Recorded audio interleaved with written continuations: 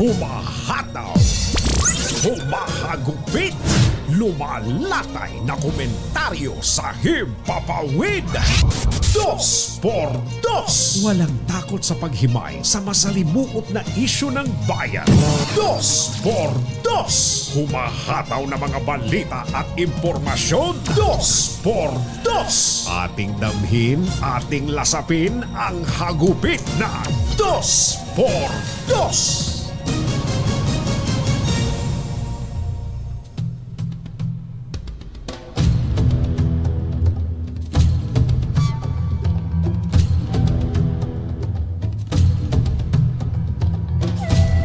Babaguhin ni Pangulong Bongbong Marcos Jr. ang diskarte o ang estratehiya sa paghawak sa isyu ng West Philippine Sea. Ayon kay Pangulong Marcos, panahon na para bumuo ng bagong strategy sa pagharap sa China dahil hindi na epektibo ang traditional methods of diplomacy tulad ng pagpapadala ng note verbal sa pamamagitan ng DFA na inilarawan niyang in a poor direction. Tumanggi ang Pangulo na sabihin kung ano itong paradigm shift na gagawin ng gobyerno, ngunit kabilang sa kasalukuyang pagsisikap ang pakikipag-usap sa mga kaalyadong bansa para makapaglabas ng joint position sa issue ng West Philippine Sea. Giniit pa ng Pangulo na kailangan ng mabilis na pagkilos ng Pilipinas sa nagpapatuloy na agresyon at harassment na ginagawa ng China sa West Philippine Sea dahil naapektuhan na nito ang kabuhayan ng mga mangingisdang Pilipino. Isyu ng bayan, katotohanan. 2x2. Pag maitim ang balak, magtago ka na. 2x2. Si Jerry at si Anthony, narito na. 2x2. Hahataw ng todo, urado ka. 2x2. Ang katotohanan, dala nila. 2x2. Walang sinasamba pali, maniwala ka. 2x2. Hataw ng gusto, tol, umasa ka. 2x2. 2x2.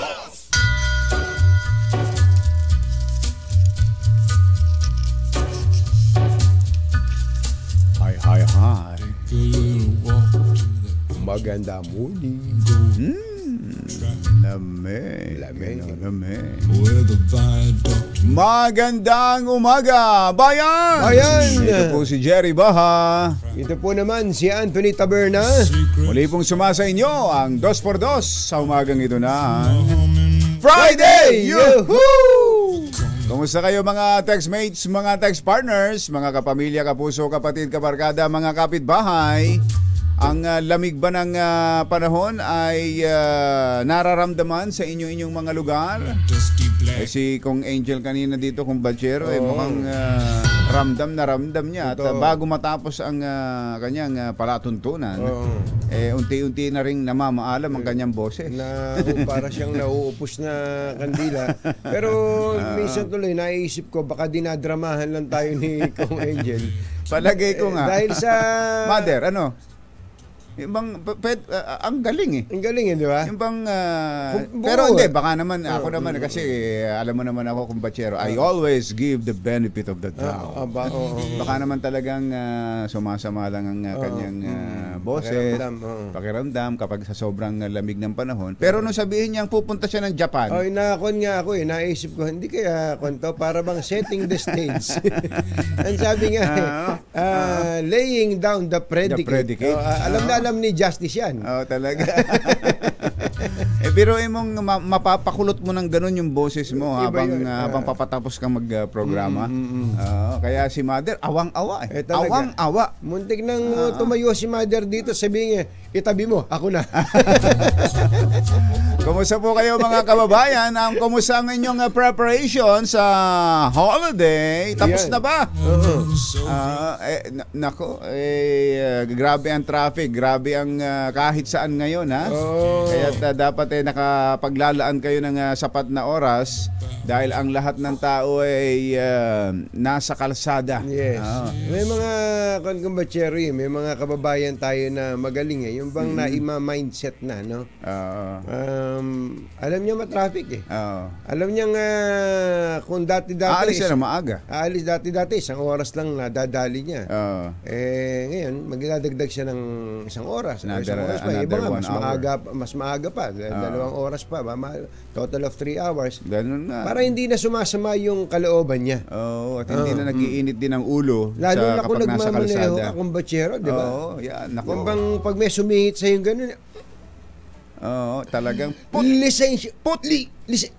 lisensya mo. Lisensya. Lisensya mo! May kanta na yan, kumpatsero. Nakita mo ba yun? Hanapin Ikaw ko ba nga. nagpadala nun? Oo, nakita ko lang bigla lang nag-pop up sa aking cellphone. Yung may meron ang gagaling ng mga Pilipino. Ang anong tawag doon? Nakapag-compose na kaagad ng awitin. Awitin para kay lisensya. Ayan. Akin ang lisensya mo! Akin ang lisensya mo! Akin ang lisensya mo! Ayan, napanood nyo na ba to? Ayan, Lisensya mo! Akin ang lisensya mo! Akin ang lisensya mo! Nako, galing. Ang galing ng gumawa. Si Sean, ano ba to? Al? Akin ang lisensya mo! Akin ang lisensya mo! Ayun Nagkagit-gitan sa daan, dalawang magkaibang sasakyan, overtake malamang ang dahilan, Come on! kaya Get back! nagkagit-gitan. Yan ang problema na Yan ang problema talaga. uban pag sila'y nalagpasan, Pag nalagpasan, na overtakean. talaga maintindihan, Yun. pwede namang pabayaan mo Yun, pabayaan nyo na lang. yung isa, bababa't hihingi ng lisensya. Akin ang lisensya mo! Ayan, naku, ang galing. Sino man ang nakagawa nito? Ang nakita ko dito Sean Al. Yung nakalagay na pangalan. Hindi ka AI galing. yan. AI. Pwedeng Sean AI. Galing. Kaya Galing. para hindi na kayo umabot sa ganitong, akin na lisensya mo! Ikaw man yung hinihingan o ikaw man yung nangihingi, Talaga. magbaon na ng maraming pasensya. Totoo, totoo. Doon naman sa mga umaasa, nako, yung mga umaasa madalas na nabibiktima kumbatsero. Talaga. Nung nakaraan, di ba, pinag-uusapan natin, yung PhilPost, gamit na gamit. Oo. Na kayo daw ay merong parcel na matatanggap. Ikaw naman, may nagpadala sa akin. Oo. Sino kaya? Yun kaya yung secret admirer Ayun! ko. Ayun! Doon ka madadali ngayon. Sasabihin nung magpadala ka ng pera sa ganito para Ay, ma-release. nako. Nagpapanggap na taga PhilPost. Nako, madadali kayo doon. Siguro, kausapin natin ang mga taga-customs dyan. Oo. Dahil bukod ang PhilPost, sa customs meron din. Meron din. May ganun din. Ginagamit din daw ang Bureau of Customs na merong balikbayan siguro. Kaya ganun. parsela na kung din kumbatsero ine-check din ng PhilPost yan yung sa ng customs yung sa post sa Bagsakan sa Pasay. Ayan, oo. Yun Kaya nga. Kaya pag ikaw naman na iisipin mo, sino kaya magpapadala sa akin? Ang mahirap yung matche-chempong meron kang inaasahan. Ako nga Ako may inaasahan ako. Hindi kapupungas-pungas pa naman ako. Hindi ko na malayan. Yung nag-message pala sa akin, yun nga. Email address Yung Gmail account ang nag-message sa akin Pero pinindot ko na lang basta kumbachero. Yun ang pagkakamali ko. Oo. Mabuti na lang kamo nung kasi kondo incomplete address eh. Oo. Nung inilalagay ko, teka muna, ba't ba hindi niya alam yung address ko? Oo Ba't nga. ba hindi niya alam yung Diba, address ko? dapat nakasulat yun dun kung ikaw nga talaga. Kung talagang papadala niya ako, ba't hindi niya alam yung address ko? Kaya mukhang scam to. Binalikan ko uli yung scam to. Sabi ko, scam to. Kala nyo, maloloko nyo ako, Kala nyo, ha? Muntik na. Ang online scam daw po ang top of the list sa 2023 cybercrimes. Yan. Ayan, yan po ay ayon sa anti-cybercrime group ACG. Nako. Kaya ito, at siguradong ngayong holiday season ay nagkukumaripas, nagdo-double time Talaga. ang mga scammer na yan. Kaya kaiingat kayo. Kung kayo naman ay walang secret admirer na iniisip, wag na masyado. Wag namang wag maging pilingero. Pilingera. Asumera. Wag maging pilingera. Mayroon bang term na ganon? Nakarinig lang ako na ganon. Itong si parang pilingera to eh. Pilingera rin to eh. Wag maging pilingera at pilingero para hindi mabiktima. Hindi, pag tinawag, ikaw, assumptionista ka eh. Ay, class yun, class. Ay, Isyu ng bayan, katotohanan, 2x2. Oras po natin. Achi, Mr. Jelom Tang, Engineer Tony Nanggel, Laktiam Chap Dihun, 6:12 ng umaga. ACS Balita, susunod na. Brought to you by ACS Manufacturing Corporation, ISO certified, maker of world-class quality Pride detergent. RH number 1. ACS Balita. Walang makakaligtas, walang makakalampas. Saan mang sulok ng kapuluan, Luzon, Visayas hanggang Kamindalawan. Basta't may balita, ipagwagwagan ng sikat na tagapagbalita. ACS Balita. Kasama ang 2x2 tandem Anthony Taberna at Jerry Baha. ACS Balita. Ang programang ito ay hatid sa inyo ng ACS Manufacturing Corporation, ISO certified, maker of world-class quality Pride detergent. Araw ng Miyerkules, 20 ng Disyembre 2023. Narito na po ang ulo ng ating ACS Balita.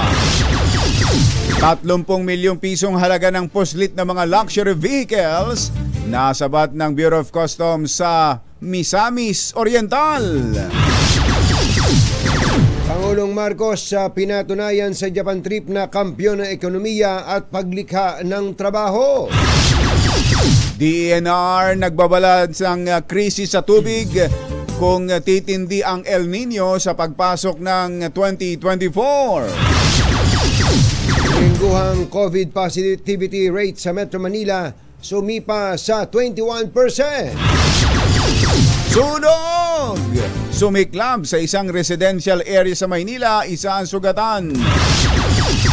Alkalde, 5 barangay official sa Zamboanga del Norte sinibak ng ombudsman dahil sa illegal na sabong. Naku po, inang.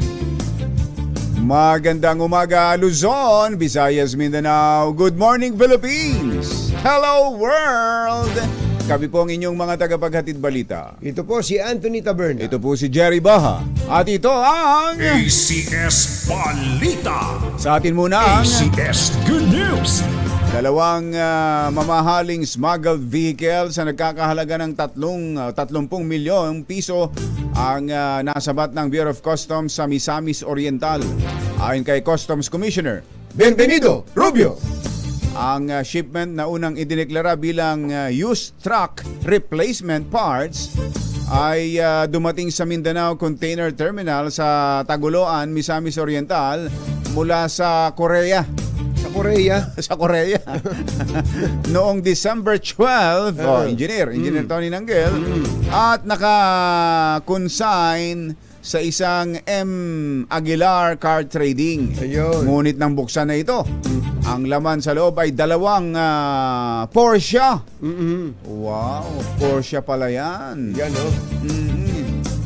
Na nagkakahalaga ng 30 milyong piso. Yung dalawa na yun. Yung dalawa, total. Oo. Pinuri ni Rubio ang kanyang mga tauhan Aba. sa Mindanao. Ay, siya, bata. Ayos kayo, mga bata. Sa pagkakakumpiska sa mamahaling sasakyan na tinangkang ipuslit sa bansa. Alas 6:22 ng umaga, Diyos maray na aga sa Indogabos, mga Bicolano, mata na kamo, gising na. Inilarawan ni House Speaker Martin Romualdez si Pangulong Bongbong Marcos bilang kampyon para sa paglago ng ekonomiya at job creation. Sinabi ni Romualdez na patunay dito ang biyahe ni Pangulong Marcos sa Japan kung saan naselyuhan ang 771 bilyong pisong pamumuhunan at 40,000 bagong trabaho para sa mga Pinoy. Marami rin ng mga pledges, no? Saka yung actualized investments, no? In fact, we can count that there were new pledges, no, from different corporations in Japan that were signed, 9 new pledges amounting to almost 14 billion pesos. And then siguro natanda niyo may bisita din na state visit, no, President Marcos sa Tokyo noong Pebrero. From that state visit, we count around close to 170 billion in actualized. Yung talagang pumasok. Yan po ang tinig ni House Speaker Martin Romualdez. Alas 6:23 ang ating oras. Maayong buntag kaninyong tanan, mga Bisaya, mata na ba mo diha? Gising na ba kayo? Nagbabala ang DNR, Department of Environment and Natural Resources, sa posibleng krisis sa tubig kapag tumindi ang El Nino hanggang sa pagpasok ng 2024. Ayon kay DNR Undersecretary Carlos Primo David, dapat ay paghandaan ng mga taga Metro Manila ang matinding problema sa tubig kapag nagpatuloy ang paglakas ng El Nino hanggang sa buwan ng June ng 2024. 6:24 ng umaga, Diyos maray na aga sa Indogabos, mga Bicolano, mata na kamo, gising na. Namaga sa 21% ng COVID-19 positivity rate sa NCR hanggang noong December 17. Ayon kay Octa Research Fellow Guido David, ito ang panglimang pagkakataon na lumagpas sa 20% ang positivity rate sa NCR mula noong 2020. Sinabi ni David na bagamat karamihan sa mga nadali ng COVID ay mild lang ang impeksyon, tumaas naman ang hospital occupancy sa Metro Manila. Sumiklab ang malaking sunog sa isang residential area sa Kapulong, Tondo, Maynila, kung saan ay isang iniulat na nasugatan. Kinilala ang biktima na si Fire Officer 1 Philip Chua. Ayun, bumbero pala yung nasugatan. Ang sunog na nagmula pasado alas 9 kagabi ay umabot sa 5th alarm bago iniklarang fire out pasado alas 2 ng madaling araw na tumupok sa mahigit 200 kabahayan. Naku po, Alas 6:25 na ng umaga, maupay nga aga, mga kasangkayan, mga kabugtuan. Mata na kamo, gising na. Dinismiss sa serbisyo ang isang alkalde at 5 opisyal ng barangay sa Zamboanga del Norte dahil sa illegal na sabong. Hinatulan ng ombudsman na guilty sa grave misconduct si Sindangan Mayor Rosendo Labad-Labad. Damay din ang 4 na barangay captain sa naturang bayan. Bawal nang humawak ng posisyon sa pamahalaan. Nako. Ang 6 For na life? opisyal, for life. Oo. At tinanggalan din sila ng retirement benefits. Binawalan na silang humawak ng posisyon. Posisyon. Manok, pwede pa ba? Pwede. Pwede nga nila himasing yun. Gusto nila, bugahan nila ng gin. Dahil yan sa sabong. O kaya naman, ang uso ngayon, yung bubugahan mo ng vape. Vape? Oh. Ganun ba? Ginagamit na. Sa bagay, nga dati sigarilyo, di ba? Yung mga panabong binubugahan ng mga nag-aalaga. Iba naman ako Ngayon kaya, vape na? Gusto ng manok, may flavor na yung binubuga mo sa kanya. gusto raw ba yung watermelon? Watermelon Basta, flavor? Gusto nga niya, smuggled eh. Nako po, inang. Nagugat po ito sa reklamo ng 2021 kaugnay ng pag-i-issue ni Mayor Labad-Labad ng mga permit para sa pagsasagawa ng small scale cockfights sa mga barangay sa selebrasyon ng piyesta. Ayun, sila nagpasabong. Pero sabi daw ni Mayor, walang sabungan small scale lang tayo Isinagawa ang sabong sa labas ng lisensyadong sabungan sa bayan ng Sindangan paglabag sa Presidential Decree 449. Ipinag-utos na ni DILG Secretary Benhur Abalos Jr. ang implementasyon ng dismissal order laban sa mga nabanggit na opisyal. Sa mga nabanggit na sabongero. Ayan. Alas 6:27 ang ating oras. Mayong aga mga pinalangga, bugtaw na kamo, gising na. Mayor Albi Benitez ng Bacolod. Happy birthday. Laba tayo dyan. Laba tayong inasal dyan. Ibang inasal talaga sa Bacolod. Iba yan. Yun ang talagang... ang daming, dito sa Metro Manila, ang daming inasal. Pero pag nagpunta ka ng Bacolod, ibang kasi kumbatsero parang ano kaya?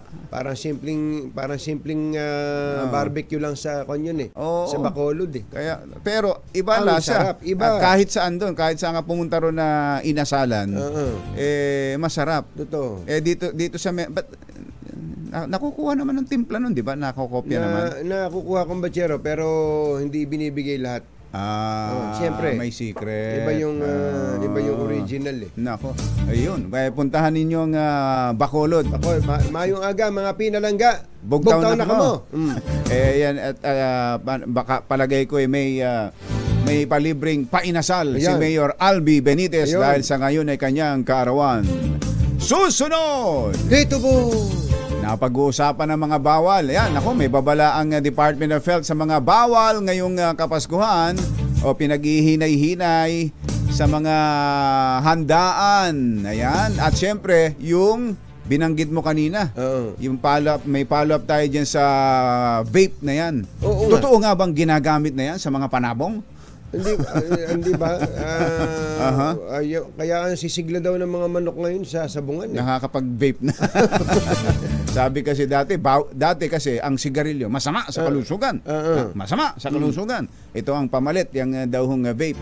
Kaya naman kutakot-takot na vape pala ang ini-smuggle. Nako po, yun ang problema. Yun ang problema. Department of Health, mabubusit din yan. Sabi, nakikipagbakbakan ng DOH yan, matagal na Tapos, darating pa yung smuggled. Nako po, natagpagan pa ang problema. Lahat ng yan sa pagpapatuloy ng ACS Balita. Alas 6:29 ang ating oras. This time.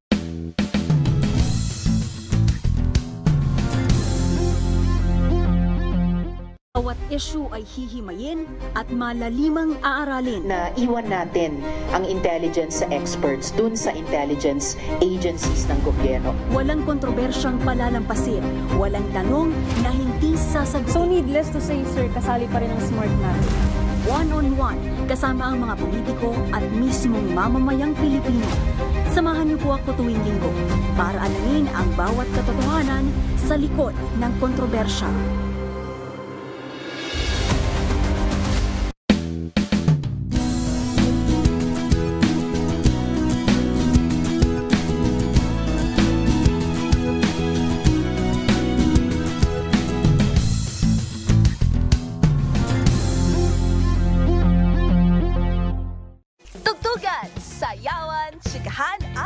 Ganapang kakikiligan. Mula sa concerts and fan meets of your favorite stars, local man o international, sagot na namin. Every Saturday, 12 noon, kasama ang inyong showbiz angel sa Season 2 ng Scene Zone. Dito lang yan sa DZRH TV.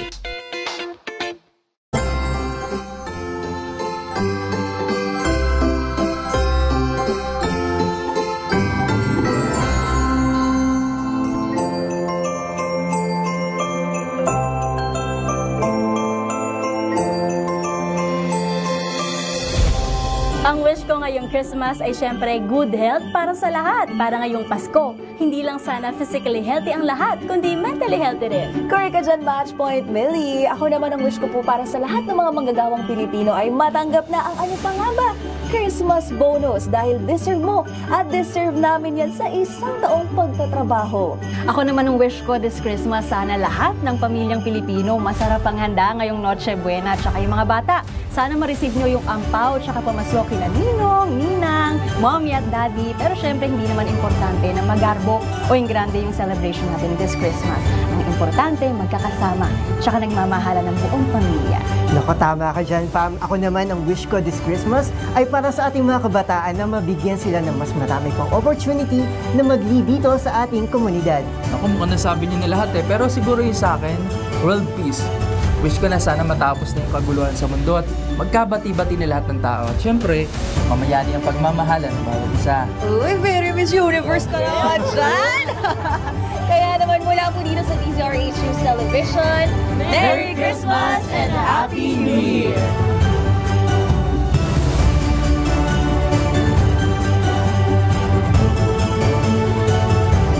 Dos Tandem, Anthony Taberna at Jerry Baha. ACS Balita. Hi! Maganda morning! Ano araw today, kumbachero? Today is Laundry Day Friday! Yuhuu! At pag Laundry Day Friday, all you need is Pride washing machine detergent. May triple stain away formula kaya tanggal ang makapit, madikit at malupit na dumit mancha kaya easy ang labada. Kaya pala mula noon hanggang ngayon, all you need is Pride. All you need is Pride. ACS. ACS Balita. Pinaghihinay-hinay po ng Department of Health ang publiko sa sobrang pagkain ngayong kaliwat kanan ang mga party-party at mga pagtitipon. Paalala ni Health Secretary Ted Herbosa, numero 1 pa ring killer ng mga Pilipino ang sakit sa puso at ang tumataas ang kaso ng atake sa puso at high blood tuwing holiday season. Kaya ito raw pong season of hope is also a season of strokes and heart attacks. Kaya hinay-hinay daw ho ha. Nako, mga masasarap at mga makolesterol na pagkain. Kita mo naman, kumbachero, kung paano ako nagpigil Kagabi. Kagabi Ano bang kinain mo lang? Hindi ako kumain ng kanin Ako man. Hindi rin ako kumain ng kanin. Kapag-abot pa naman si Gob natin si Gob si Gob Edward. Talagang ang bango pa naman ng kanin. Nanunukso Hinay-hinay din sa carbs, sa kanin.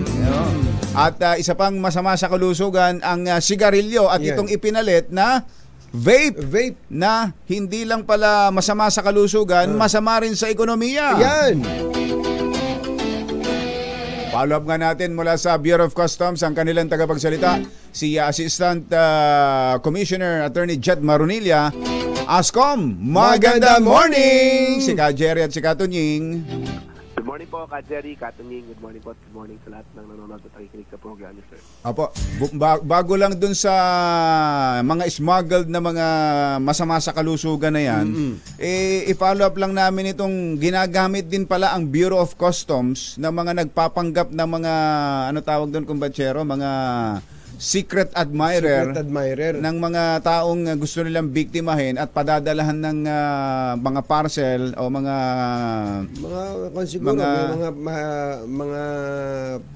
pasalubong na niloloko, dinadali ng mga scammer. Oo, yun nga ho yung warning namin ulit ngayon, no.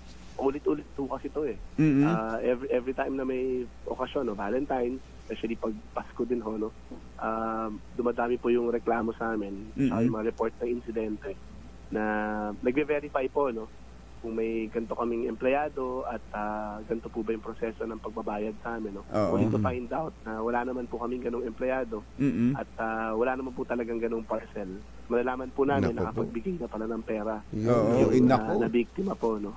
Usually po partial, no, pero iba po full at di po maliliit yung halaga na nakukuha sa mga naloloko natin kababayan. No? Usually po nag-range from 30 to as high as 100,000 pesos. Ha? Grabe naman. 100,000? Oo, minsan gano'n. Mario Joseph. Minsan kasi yung halaga na sinasabi sa kanila. Ipapadala. Yun nga nagtataka kami. No? Sabihin may package na na dolyar na malaking halaga talaga. No? Iba po worth millions of pesos. Ayun. Natin, no? Na dolyar. Sabihin, pinadala daw po pang suporta ng kanilang kasintahan na apparently, sir, when we investigate, na-meet lang nila sa social media. Pag nila nakita, matagal lang silang nag-uusap sa social media at nagkapanatagan ng loob. Tapos yun na po, no? After nun, di na nila makakausap po.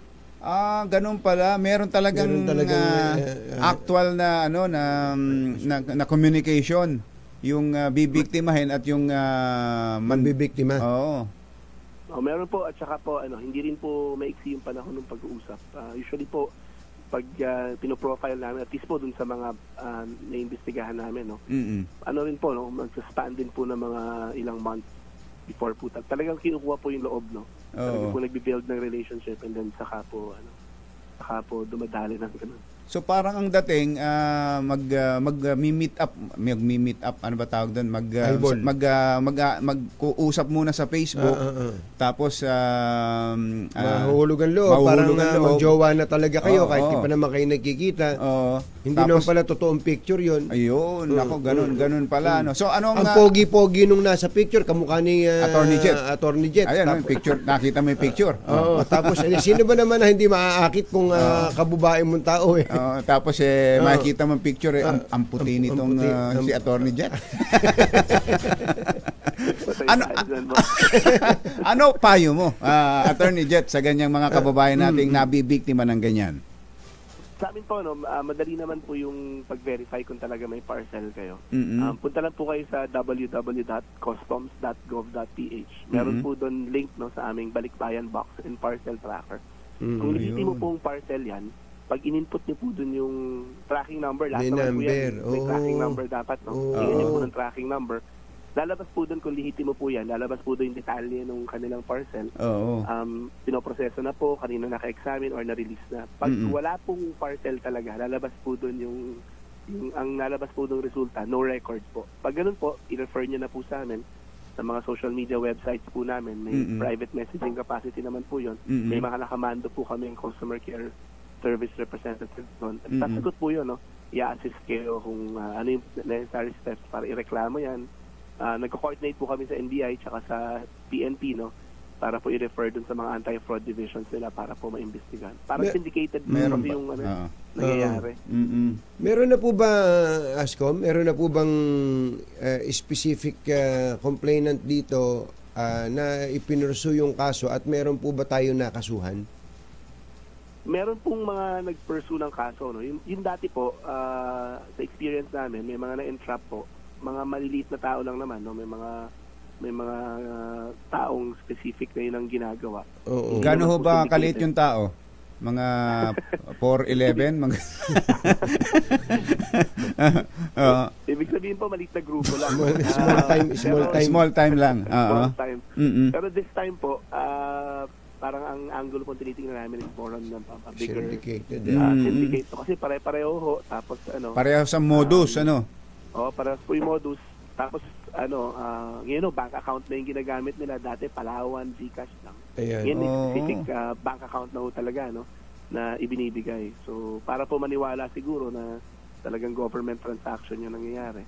So ang nagtataka naman po kami, naniniwala yung mga kababayan natin sa yung bank account po, pangalan sa isang tao lang. So napapaniwala ang mga tao. Lalo na siguro yung mga instances na nabanggit natin, may kausap. Meron ding pangyayari, Ascom, na umaasa na meron siyang secret admirer na pinadalan siya. Yung parang katulad din sa PhilPost. Ganun, ang PhilPost gamit na gamit din sa ganyang modus. Totoo po yun. Usually po talaga PhilPost ang sinasabi. Sinasabi naka-hold sa PhilPost. Ito po, babasahin ko po yung isang nag-email nag-message, nag-text sa akin na Ascom. nakamuntik na akong madali. Naalimpungatan kasi ko, tulog ako nung hapon Alam niyo naman, tutulog tayo sa hapon para tumangkad Ito po nakalagay may nag-message sa akin, Gmail po. Palagay ko ito kung Bachero ay iMessage. Di ba yung iMessage, minsan ang nag-a-appear dyan yung Gmail address mo. Gmail address. Ito nakalagay, Philpost, all caps to the package has arrived at the warehouse and cannot be delivered due to incomplete address information. Please confirm your address at the link. Ayun. Tapos nakalagay dito, reply to activate the link or copy the link to your Safari browser and open it. The Philpost team wishes you a great day. Ako naman dahil nga sa ang kagandahan naman, ang kaibahan naman nun sa akin, Ascom, meron akong inaasahan. Ayun, Kaya kinapi-paste ko pa to sa sa aking notes. Tapos pinindot ko tong link. Nung pagbukas ng link, ang ganda ng website, Attorney Jet, parang kukuhanan ka talaga ng impormasyon. Tinignan ko may mga ombudsman, may parang website talaga ng gobyerno. Magaling, Nung tinatype ko na yung unang impormasyon, yung address ko, pangalan, tapos yung impormasyon, sabi ko, ba't ako pa dadala nito, hindi niya alam yung address ko. Yun. Tapos tinignan ko mabuti, naku, walang yan. Muntik na ako Muntik nang Kamuntik madali. na ako kasi lalagay ko pa yung ibang impormasyon ko Kung nagkataon, Ascom. Ang dami pala nito. Ito palang message na to, napadala din sa isang lumilingon na sa tawag na Jerry Baha. May ganyan din ako natanggap. So ganun lang pala, Attorney Jet, puntahan ang website ng Bureau of Customs. Opo, meron po kaming tracking system. Talaga pong kinrate namin yun for actually kinrate namin yun, sir, para matrack ng mga OFWs natin, yung mga balikbayan boxes nila, pati yung mga maliit na parcel. Nagagamit na rin po namin for this particular modus na ginagawa. Talaga po kasing napakadami ng reklamo.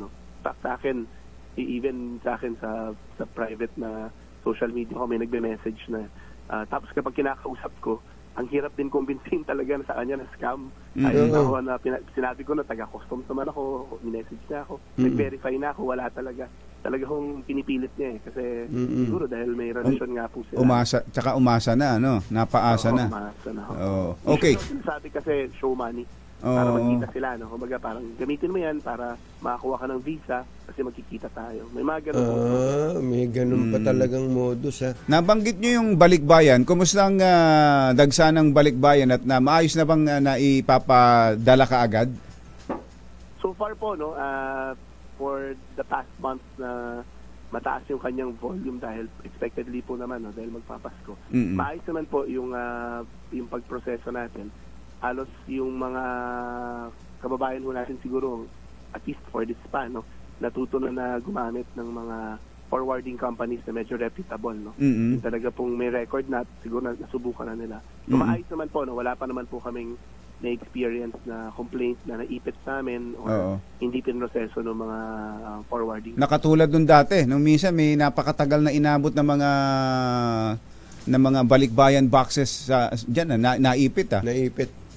Oo, kasi hindi na pinroseso nung, kumbaga yung counterpart, dalawa po kasi yung consolidator doon sa kung saan nanggagaling, may ina-engage naman po dito sa atin na deconsolidator. Kapag hindi po nagkasundo yung dalawang yun, yung deconsolidator dito, hindi niya na po proseso yung darating na shipment dito. So matitenga po sa amin, hindi ma-deliver, ma-abandon, and then doon na po wala yung problema namin.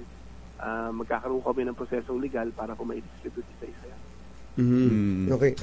Ascom, meron lang kaming isang pa-follow up yung tungkol dito sa vape imported. Ano ba to? Smuggled daw. Kasi nakumpiska ng customs 1.4 billion.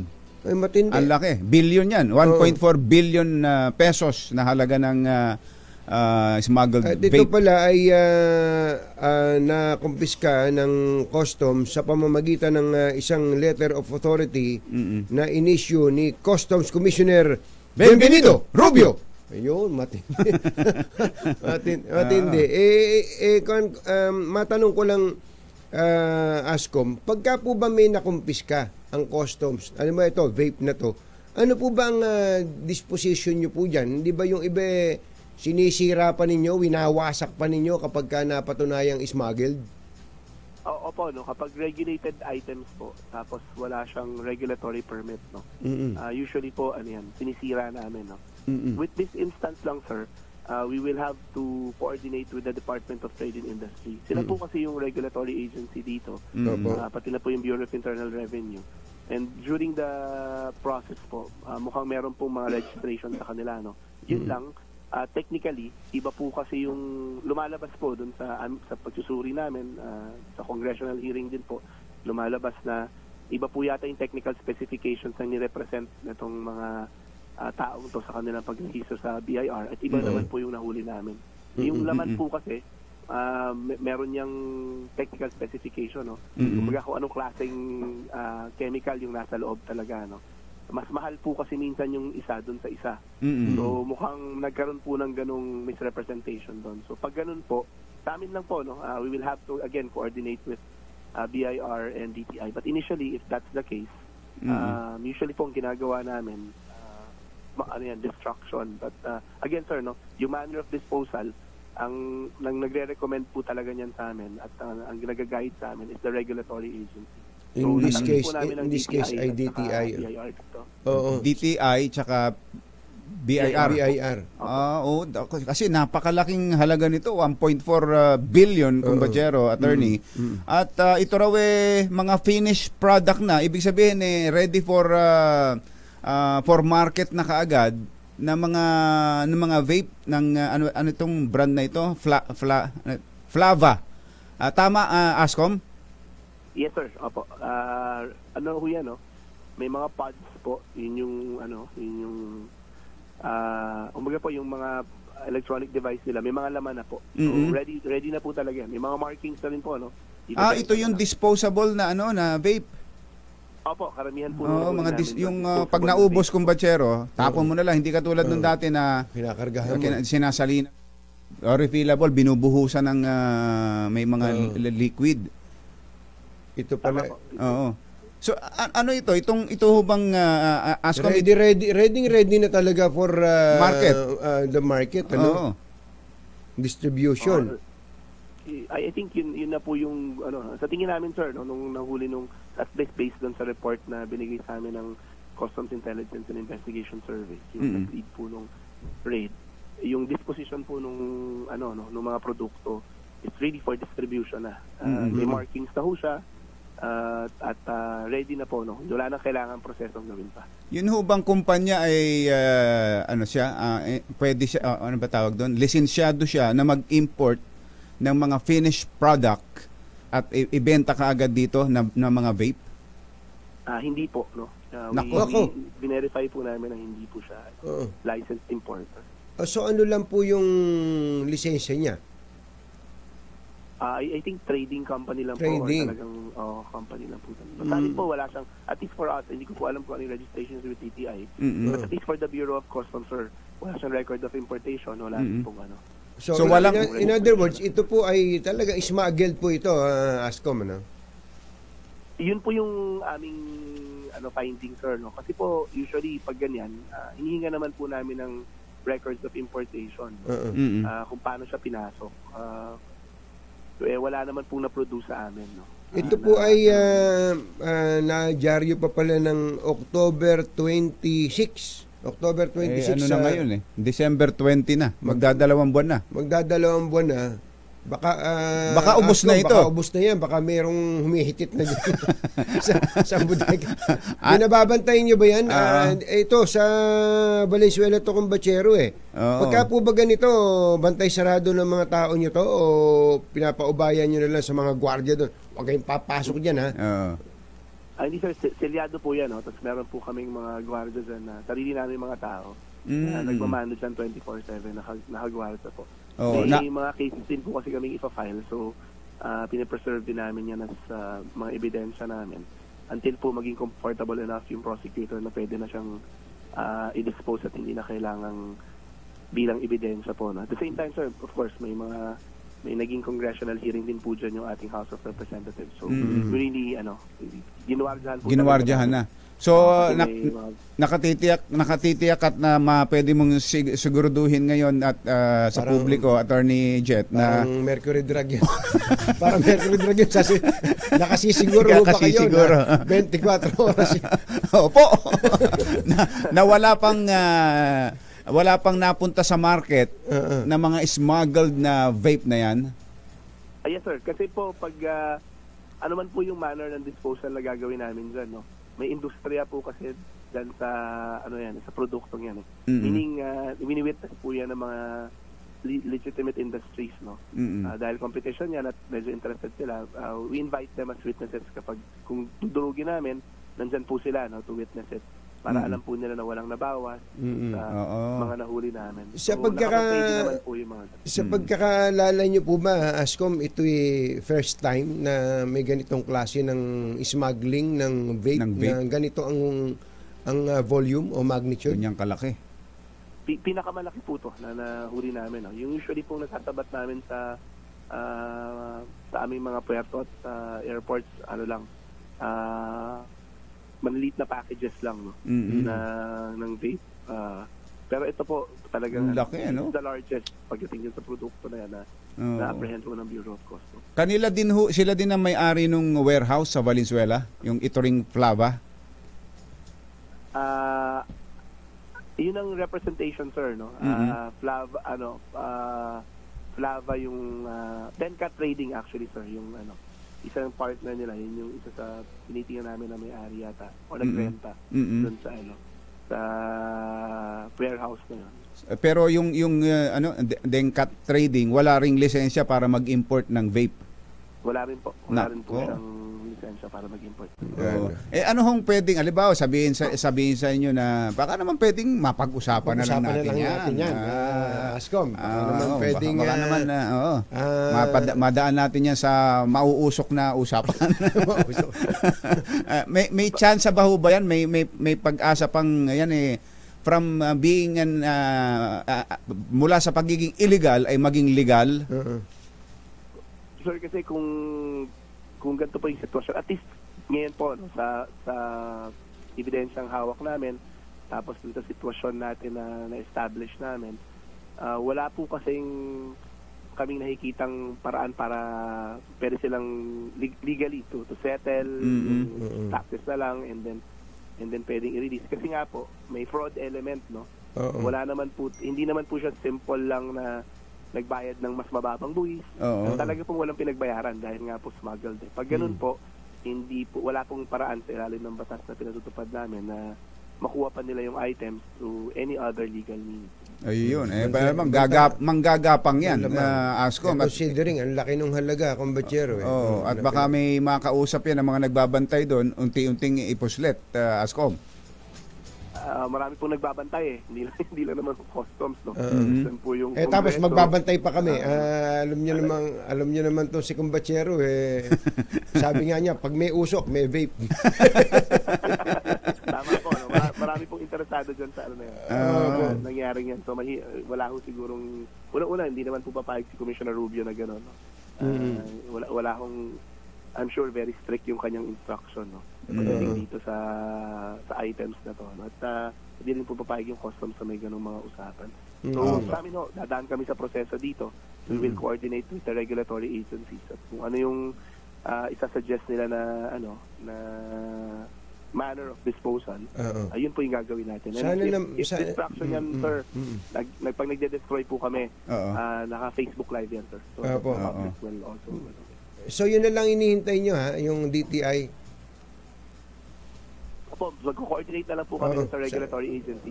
Baka kasi pagka habang nagtatagal baka isipin ng mga kababayan natin merong milagrong nangyayari dun no? Kaya nga. Sana inuunti-unti na. Sana may kanyan. Wala bang timeline o deadline kayong sinusunod sa mga ganyang klase ng kaso? Meron naman, sir, no. I think, sir, patapos na rin yung yung seizure proceedings sa mga puerto namin. Once that reaches finality, sir, yun, pwede na po namin i-dispose. Teka pala, saan ba puertong dumaan yan? Saang port? dahil wala nga pong dokumentong pinresenta sa amin, nag-backtrack investigation po kami, no? Saan yung mga posible. Wala po kasi talaga siyang import document. Ganon?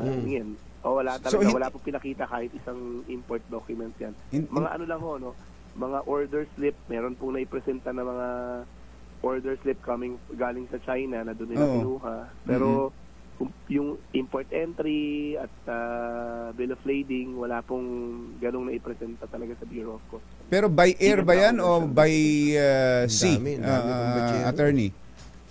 Sa dami nito, sir, kung by air man, sobrang daming times. Ng biyahe. Oo nga, no? Kung by sea naman, sir, madidetect yan. We're looking at yung angulo na baka yung usual, may binabantayan kami ngayon ng mga maliliit na vessels na outright smuggle so private port, yung mga maliliit na puerto natin sa iba't ibang lugar na usually binabantayan namin together with the Philippine Coast Guard and the Philippine Navy. May mga ganun papuslit doon hindi na dumadaan sa mga puerto natin, sa maliliit na puerto na lang at mga lansa. So, yun sir, tinitingnan namin yung angulo din na yun. Ang danger pa niyan, kumbachero, bukod doon sa may fraud sa angulo ng ekonomiya, yung kalusugan, baka kung saan lang ginawa yun, baka may cyanide sa loob yung paghitit nung gagamit niyan, makadisgrasya pa sa kalusugan nila. Well, anyway, kami po yun magpa-follow up dito. Katulad nyo, nakatutok kami 24 oras. Attorney Jet Maronilla, may nagtatanong lang po dito. Kayo daw po ba kamag-anak ni Ian Veneracion o kakambal daw ba kayo ni Ian Veneracion? Naman. Sa picture kasi, no? Ito, sabi ni isang nag-message sa atin, si Will Unbox. Batang-bata pa ang commissioner. Akala ko si Ian Veneracion. Yun! Tinan mo nga naman. Dapat tayo dyan, Attorney Jet. Dapat tayong vape dyan. Wala bang boss, natulungan kayo na hindi mas-scam kaya lang po yung feedback. Ascom, thank you. Salamat po. Thank you po, Ka Jerry, Ka Anthony, at magandang umaga po. Magandang umaga po. Magandang umaga po. Assistant Commissioner Jet Maronilla ng Bureau of Customs. Nagatid ng kabuuan ng ating ACS Balita. Ito po si Jerry Baha. Ito po naman si Anthony Taberna. Kasama ang 2x2 tandem Anthony Taberna at Jerry Baha. ACS Balita. Number 1. Sportos. Kaya mag-iingat-ingat tayo, kumbatsero, dyan sa mga smuggled na yan. Lalo pat kababag natin ngayon ng China dahil sa West Philippine Sea. Tama ka Baka bigla na lang tayong yung mga nag-i-smuggle dyan, makapag-smuggle ng mga produktong kung ano ang laman. Ang intention pala masama. Tulad yan, yung vape na yan. Malay mo kung ganun nga ang laman. Yung sa sinabi mo, malay mo cyanide pala ang laman yan. Ang intention pala magpalagan. Parang sa bagay, pasensya na kayo, kapapanood ko siguro to ng Netflix Talaga. Di ba? Yung bang posible naman talaga, di ba? Ang labanan na po kasi ngayon hindi naman gerang bara. Hindi ganun Hindi na. Pagka nagkaroon talaga ng gera, ang tawag po dyan bio... ano ba tawag? Ano tawag doon? Basta warfare. Biological warfare. Ayan, biological warfare. Ganun na kung batsero. Di ba, maaamoy mo lang, matotoodas na yung mga sundalo o mga mamamayan sa isang lugar. Kaya ito po mga ganitong klase ng produkto. Lalo pa yung kumpanya, malaking kumpanya pala yan, yung Flava, kumbatsero. At ano na rin. Yung Flava, local name yan? Local name. Nagiging popular na dito sa atin. Dahil may mga may mga nag-i-endorse pala. Merong mga, lalo na sa mga vlogger, sa social media. Kaya nakapagpasok dito ng 1.4 billion pesos. Grabe. Na halaga ng mga illegal na vape. Ang paliwanag naman dito nung customs, kumbatsero, na binabasa ko yung article ang paliwanag nila, ang kabuang halaga daw, yung produkto lang mismo, ay nasa 700, dahil kung daw to, kumbatsero, 1.4 million pieces ng 10mm disposable vapes. Ito daw po ay, kung 500 piso ang presyo ng bawat isa, ito po ay maibebenta ng 700 million pesos.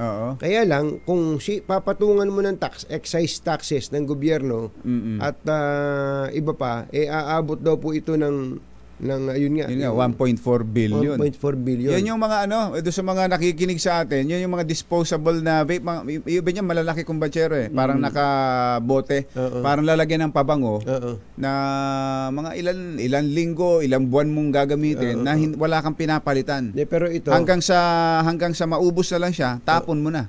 Tapon na. Ganun. Yan yung klase nung vape na yan. Ito pala yun. Paano kung ang laman nga nun cyanide? Naku po, inang. yan ang hirap pagka hindi dumadaan sa mga tamang proseso more than the government's revenue, yun ang nakakakaba. Pag may nakapasok sa atin na ganyan, wag naman sana. Wag naman. Kauna-unahan sa Pilipinas. NBC Manila Broadcasting Company. DZRH, member, kapisanan ng mga broadcaster ng Pilipinas. Ayun, sabi ni Vic Lima, biochemical warfare. Biochemical warfare. Pwede nga ganun O kaya sabi naman ni Kuyang Els Bartolome, yung bang pag nahitit mo, hindi lang sasakit ang ulo mo, makakalbo ka pa. Ay, baka si Vic Lima. Ba't naman sinunod mo kay Vic Lima? Magkasunod yung text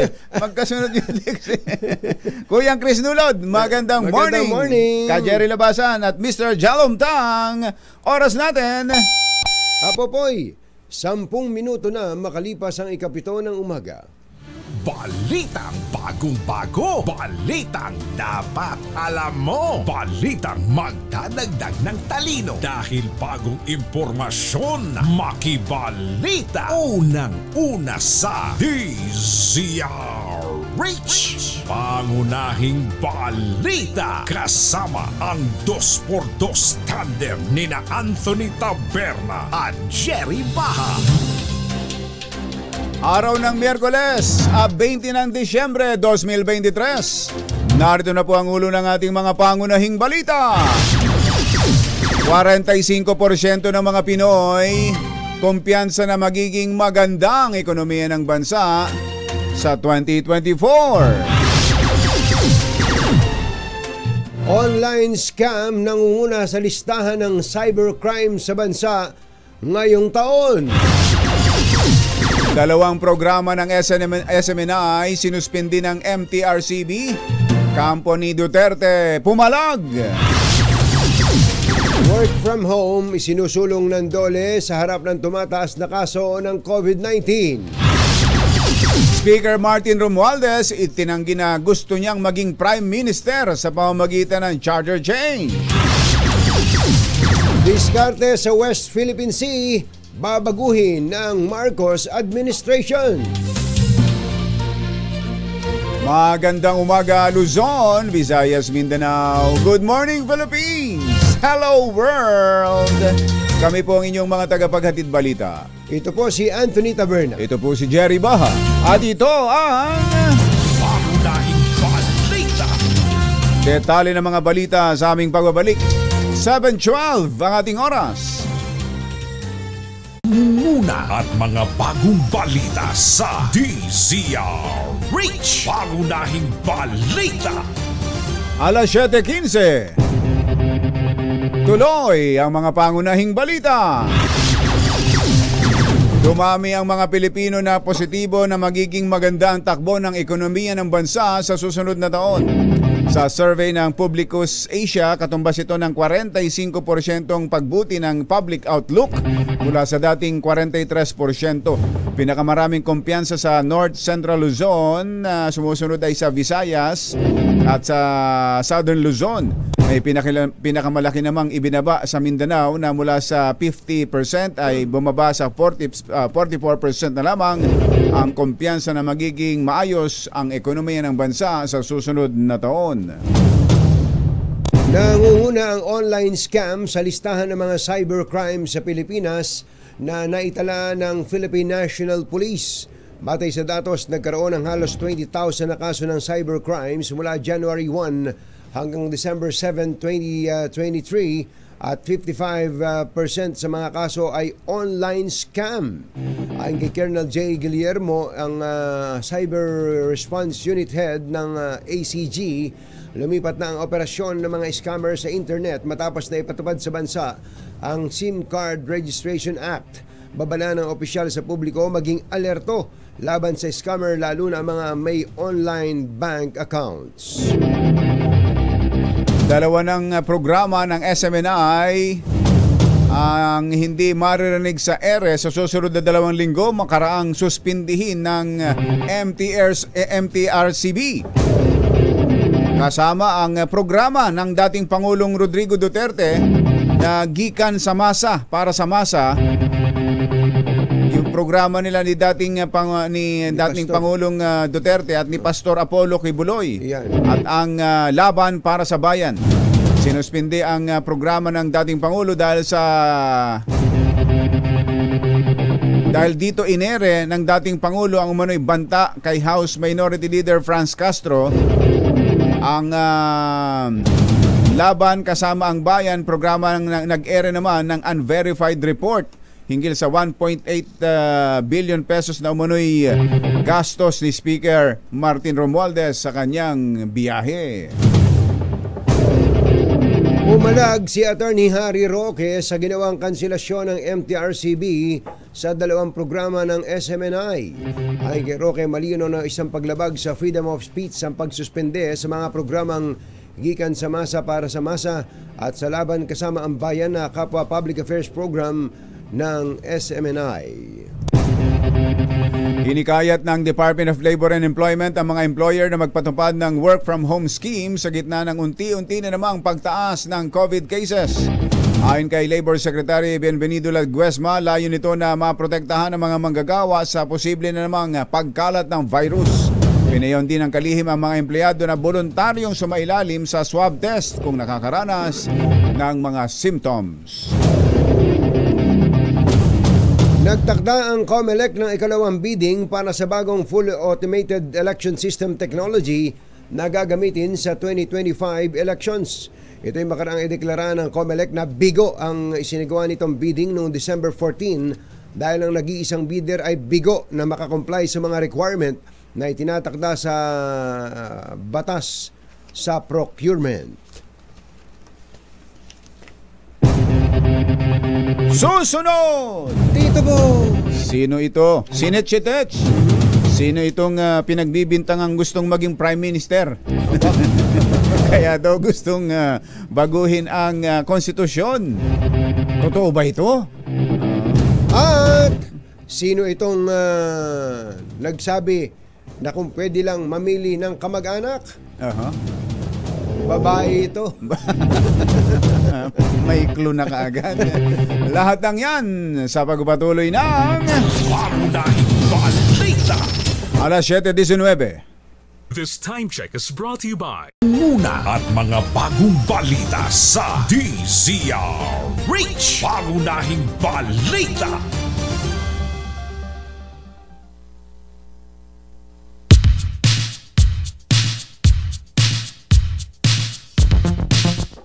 May situationer tayo. Marami na ba? Marami na bang nagsisibiyahe palabas ng Metro Manila? Yan nga rin yung tanong ni, nakikinig pala sa atin si Ating Rida Robes. Ating Rida Robes, magandang morning. Naalala natin, baka malungkot si Ating Rida Robes na ng San Jose del Monte, Bulacan. Alam mo naman, Lone District yan. Malungkot nga pala. Lone District ng San Jose del Monte, Bulacan. Magandang morning! Si RH5 Val Gonzales may situationer report. RH5 Val Gonzales, come in, Val! Yuri at Anthony, ngayon pa lamang ay full deployment na ang persang ipinakalat ng MMDA para umasiste sa mga motorista sa inaasahang dags ng mga pasaherong pag-uwian ng probinsya sa araw ng Biyernes na Pasko. Naku. Ito. Labas ng konti, Val. Nawawala. Val, nawawala. Ito kay Nako, nawala. Balikan natin ang linya kay RH5, Val Gonzales. Samantala, pinabulaanan ni House Speaker Ferdinand Martin Romualdez na nais lamang niyang maging Prime Minister kaya isinusulong ng kanyang liderato ang charter change. Reaksyon ito ni Romualdez sa pasaring ni Senator Amy Marcos kaugnay ng tchatcha na planong tutukan ng Kongreso sa pagpasok ng 2024. Maliwanag pa nito, maraming dapat ayusin, partikular ang mga economic provisions ng ating saligang batas. Gayunman, inirespeto umano niya anuman ang pananaw at paniniwala ng kanyang sanpit. Hindi naman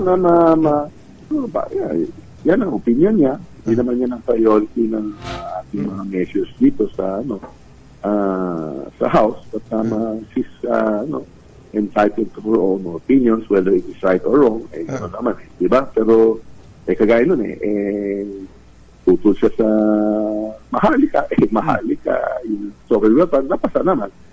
She's only one vote and she's entitled to her opinion, and we respect that, no? Ayun. So, ano ibig sabihin nun? Wala yun. Okay ang pwedeng may opinion ng iba, pero tulad ni Senator Amy, pero nakapasa pa rin. Yung Maharlika Investment Fund. Samantala, nilinaw din ni Romualdez na nag-uusap naman at katunayan ay binati pa niya si Senator Amy sa isang Christmas party na pareho nilang dinaluhan. Abati naman, pinsan ko naman yan. Ginagaan ko siya. Bilang isang senadora, pero bilang mas matandang kamag-anak. But are you not in speaking terms? No, nakikita kami. Nakita ko lang yan sa Christmas party ng US Embassy. So, dinimit ko naman siya. Nagbatian naman kayo. Nagkabatian naman. Si House Speaker Martin Romualdez. Bagamat tumataas ang kaso ng COVID-19 sa bansa, hindi nakikita ng DOH na magkakaroon muli ng outbreak ng sakit sa Pilipinas. Sa tingin ni Health Secretary Teddy Herbosa, hindi na mauulit pa ang COVID-19 outbreak na ang kasagsagan ng virus noon ay nagdulot ng matinding stress sa health system ng bansa. Ito dahil sa ngayon ay nasa mahigit 74 million na Pinoy na ang nakatanggap ng bakuna na nagsisilbing proteksyon mula sa COVID-19. Nagbitiw si Senator Francis Tolentino bilang pinuno ng Blue Ribbon Committee ng Senado. Kinumpirma ni Tolentino ang kanyang resignation bilang miyembro ng makapangyarihang commission on appointment. So nag-resign sa Blue Ribbon at pati sa commission on appointment. Ayon sa senador, may kasunduan sa liderato ng Senado na 1.5 taon lang siya manunungkulan sa nabanggit na posisyon. Inilutang ni Senate President Juan Miguel Zubiri na posibleng pumalit kay Tolentino bilang Blue Ribbon Committee Chair si Senator Sani Angara, o kaya si Senator Chis Escudero, o kaya si Senator Pia Cayetano, o kaya si Senator Alan Peter Cayetano, o kaya at marami pang iba ng mga senador.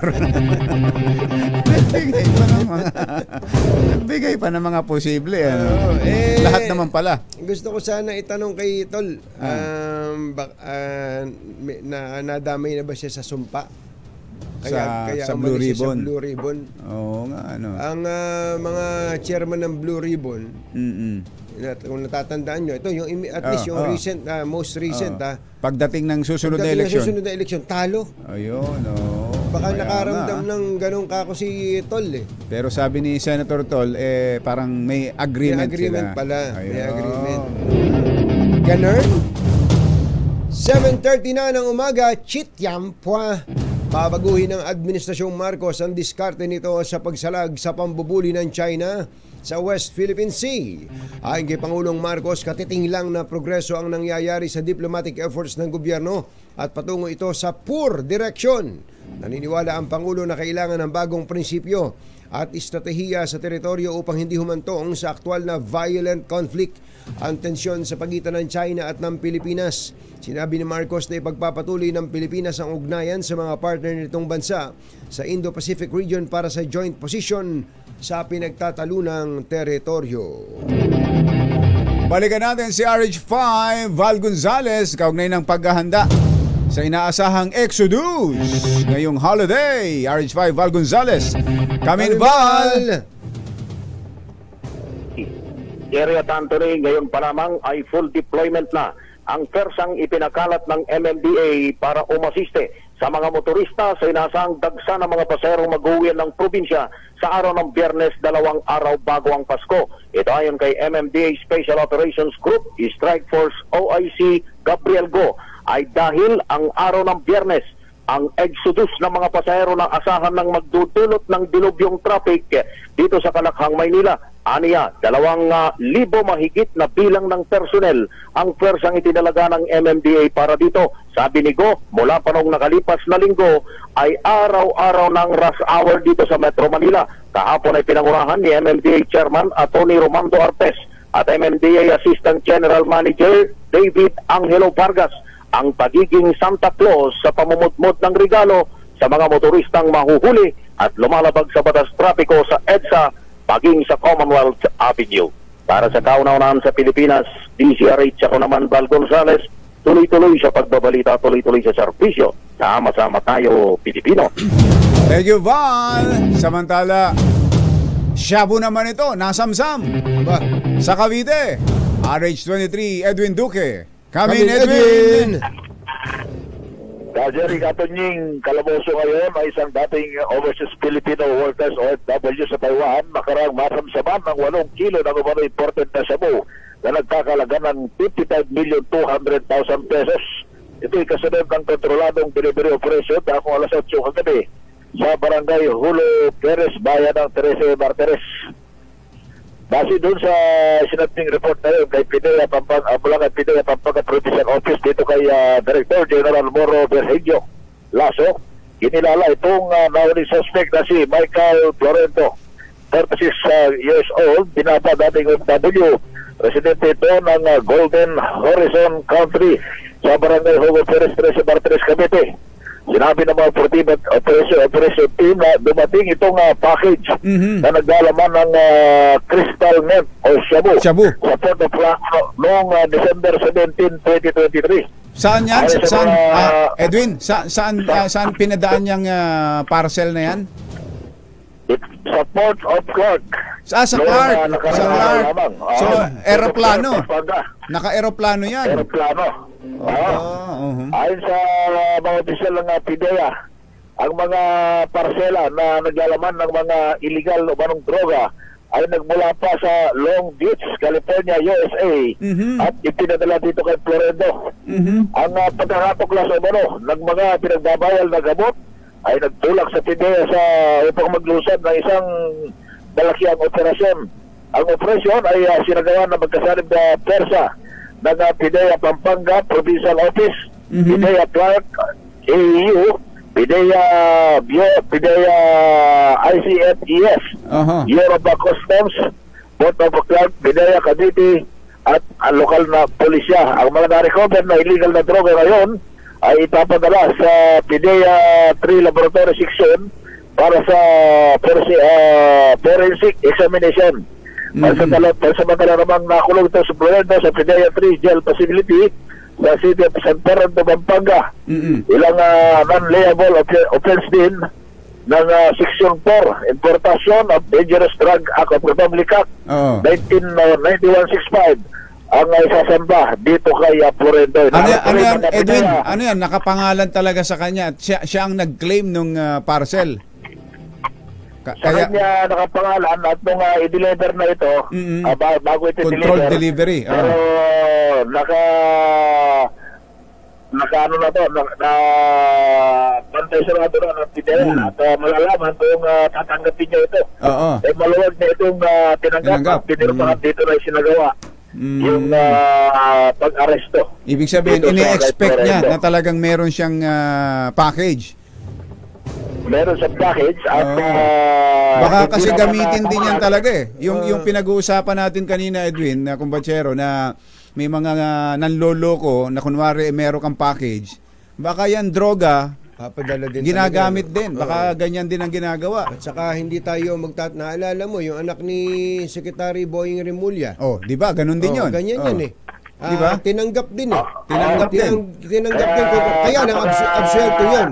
Absuelto yun. Kasi kailangan ma-establish muna na kanya talaga yan. Oo. Kaya alam mo, Jerry, Kapining, yung sinasabi mo kanina na may nagpadala na kulang incomplete your address. Alam, maraming pinapadalahan ngayon yan. At kapag tama yung sinabi mo, makikita mo pa yung parang link ng PhilPost. Maraming ganon. Sana naman, baka yun yung mga paraan ng mga scammer na kapag yun ay sinagot mo. Hindi sabihin tugma-tugma kapag pinadalhan ka, pangalan at picture mo at address. Hindi sabihin parang lumalabas na alam mo, pero napakahirap kapag nabiktima ka ng mga ganitong mga pangyayari. Kaya nga, pero yun small time lang yun. Kumbaga, mabiktima ka lang ng ganun, mahingan ka ng kung ilang magkano, ilang libo, pero umabot daw ng 100,000, di ba?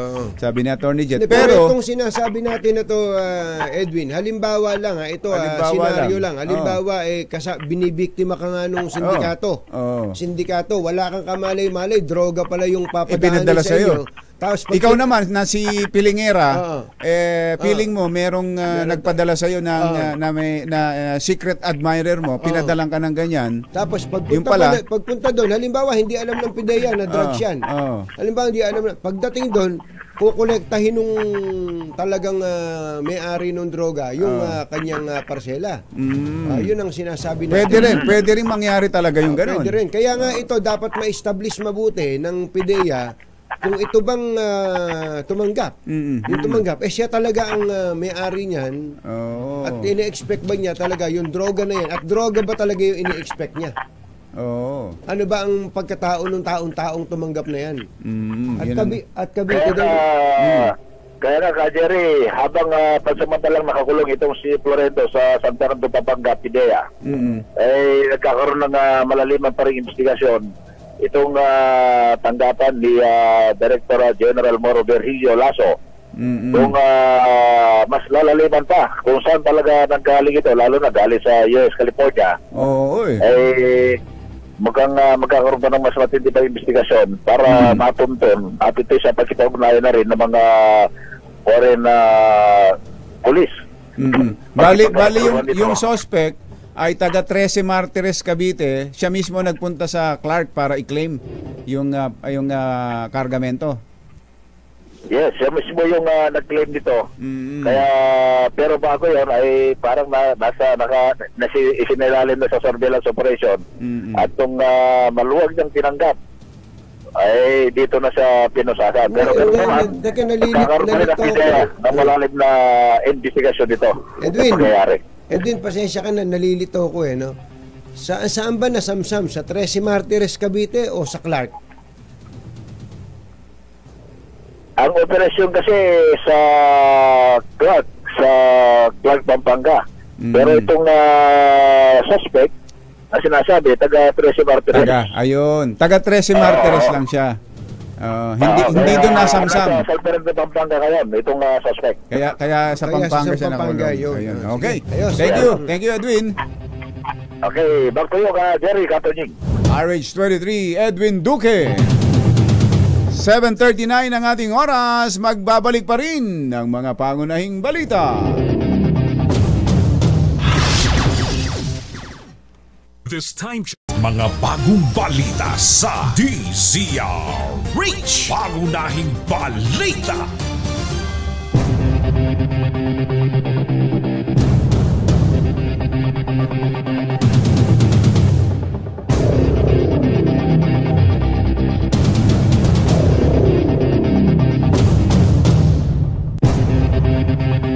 Suportado ng mga lokal na pamahalaan sa Metro Manila ang hirit na total ban sa paputok na ipinanukala ni DILG Secretary Benhur Abalos. Ayon kay MMDA Chairman Romando Artes, may resolusyon ng Metro Manila Council sa pagbabawal ng firecrackers para sa ligtas na Pasko at Bagong Taon. Sinabi ni Artes na may mga itinalagang lugar sa Kalakhang, Maynila para maging fireworks display na inisponsoran ng mga LGUs. Nagpaalala ang MMDA sa mga residente ng Metro Manila na bawal magpaputok maski sa tapat ng kani-kanilang mga bahay. 15 bayan sa Eastern Visayas ang walang fire station. Ayon kay Randy Mendaros, Assistant Regional Director ng Bureau of Fire, 12 sa mga ito ay island municipalities gaya ng Maripipi sa Biliran, Almagro sa Samar at Lipinig sa Northern Samar. Sinabi ni Mendaros na 30 minuto ang aabutin bago makaresponde sa nasabing mga bayan ang pinakamalapit na istasyon ng bumbero sa lugar. Bukod po sa walang fire station, ibininyag din ni Mendaros na 248 lang ang fire truck sa buong rehiyon. 27 pa rito ang sira. Pangunahing balita sa showbiz. Magandang dilag. Yes!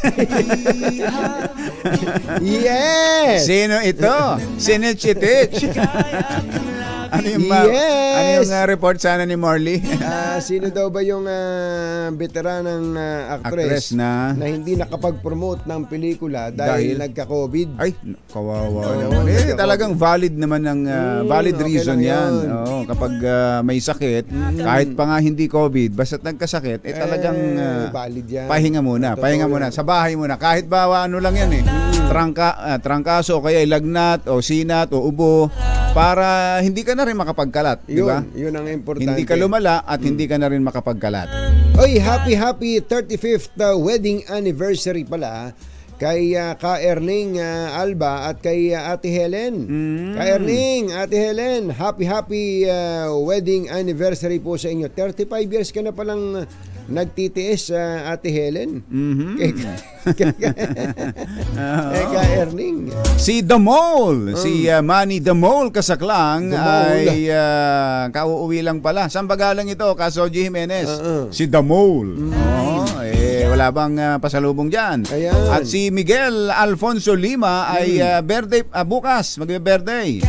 Sabi ni ng tatay na si Vic Lima. At magandang morning din kay Tatay Bonnie Aporo. Tatay Bonnie, magandang morning. Magandang morning. Oy, siya nga pala, tayo ay nagpapaabot ulit ng pakikiramay kay Kong Abel Soliman dahil sa pagpanaw ng kanyang ina na si Fidela Apong Piding Soliman.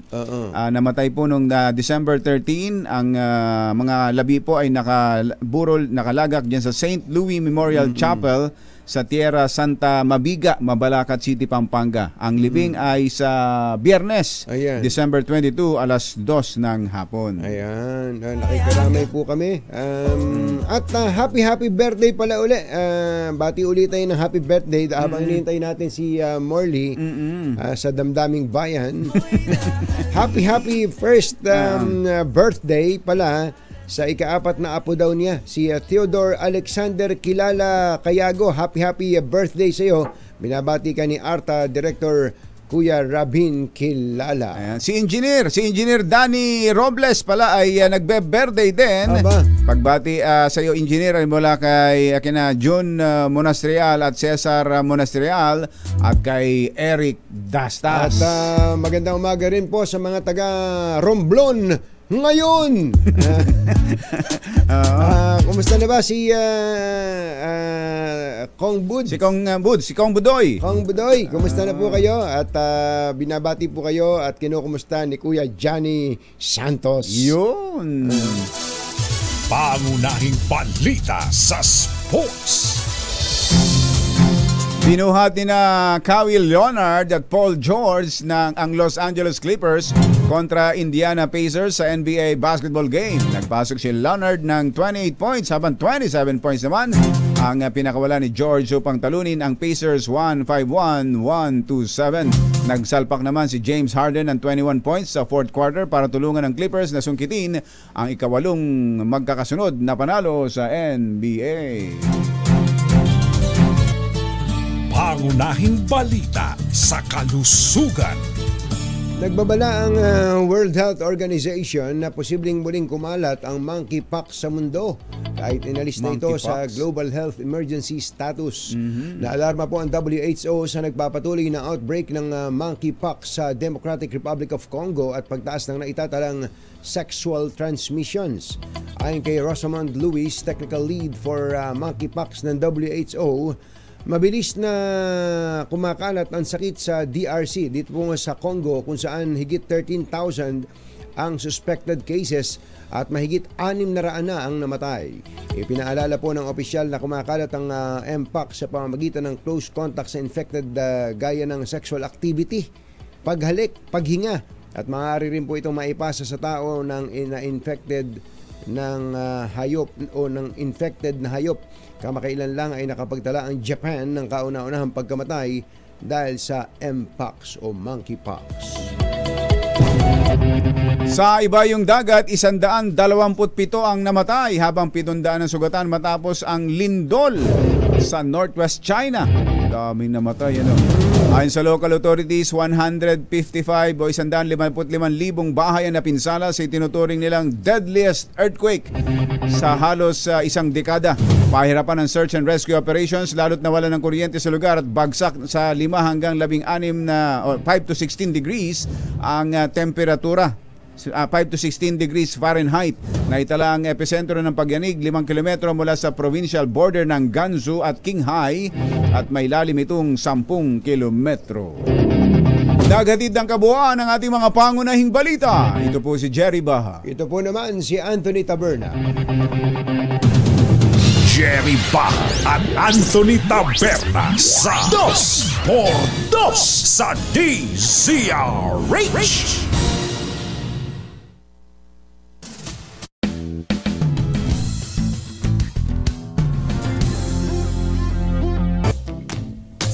Ahay, Hilar! Oy, Hilar! Hil Cruz!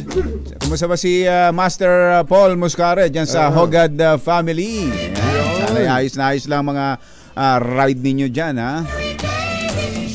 Baka may mga kailangan ng baguhin sa inyong mga bahay. Abay, gaya ng bubong na baka malutong na. Buti na lang, may bubong na maaasahan. Gawa sa state-of-the-art technology. May aluminum na. May pintura pa. Now available na rin sa pre-painted tile span. Para sa eleganting bubong na matibay na, makulay pa, mag-Cherylum pre-painted ka na.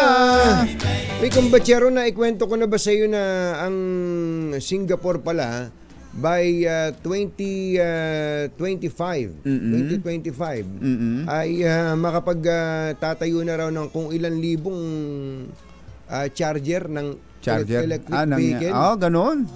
Parang 30,000 charging stations. Ang plano nilang ilagay. Para namang pwede pang magsasakyan sa kanilang lugar. Pwede pa bang magsasakyan doon?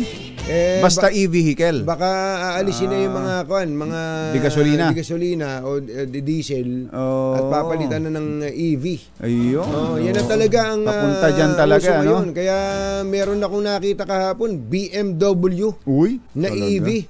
Sabi ko, ang ganda ng EV na yun, nakakita ko. Pag-check ko sa website, yung palang electric vehicle na ito, electric vehicle ng BMW, yung SUV, 6 million ang halaga. Napakamahal pala. Napakamahal, ano? Pero malamang yan, bababa din ang halaga ng mga kalaunan, EV sa kalaunan. Pero pansamantala, dun muna tayo sa hybrid. Yan, tulad nitong all-new Chery Tiggo 5X Pro Hybrid. Yun. Ang pinakabagong hybrid vehicle na makakasama mo sa pang-araw-araw with family or barkada. Fuel efficient at siksik sa features na swak sa katulad mong naghahanap ng sasakyang pangmalakasan ng dating, safe at panalo sa advanced functionality.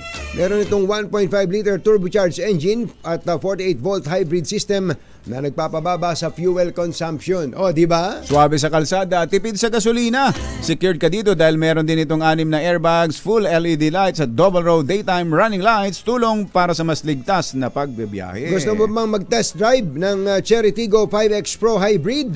Bumisita na sa pinakamalapit na Chery Auto dealership o kaya naman ay i-check out ang kanilang website cherryauto.ph.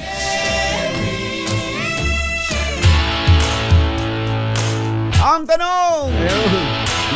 Nagkalituhan tayo kanina, kumbatsero, dun sa may controlled delivery. Tinatanong kasi ng birthday boy na si Mayor Webster Letargo. Mayor!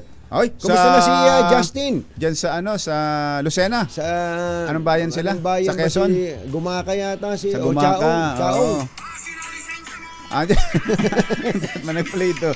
Andyan sa sa Quezon. Sa Quezon. Happy birthday, Mayor Web Letargo. Happy birthday, Mayor. Happy birthday. Itong binabanggit natin, yung sa 13 Martires, yung report kanina ni Edwin. Nagkalituhan tuloy tayo eh.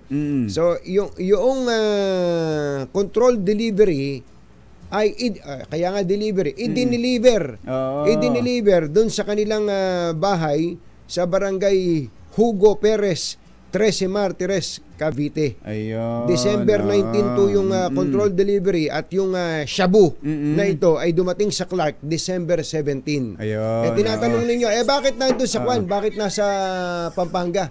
Ba't nasa Pampanga? Nasa Pampanga po kasi ang PIDEA. Ang PIDEA po ang pinaka-lead dyan. Kasama sa operation yung Cavite PNP, PIDEA agents, at pati na rin ang Pampanga PNP. Ayun. Malinaw na. Klaro ha. Ingat-ingat po sa mga nagbebiyahe dyan at ayan, eto na. Ayan. Itong awitin na nilikha ni Sean Al o Sean AI.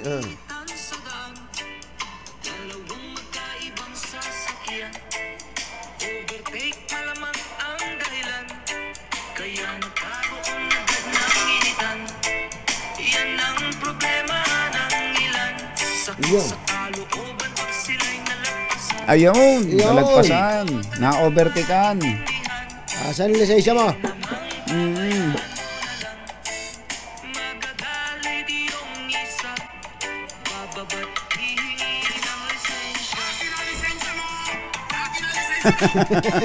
Keep cool lang sa mga lansangan ngayong holiday. Napaka-traffic, huwag masyadong maiinis.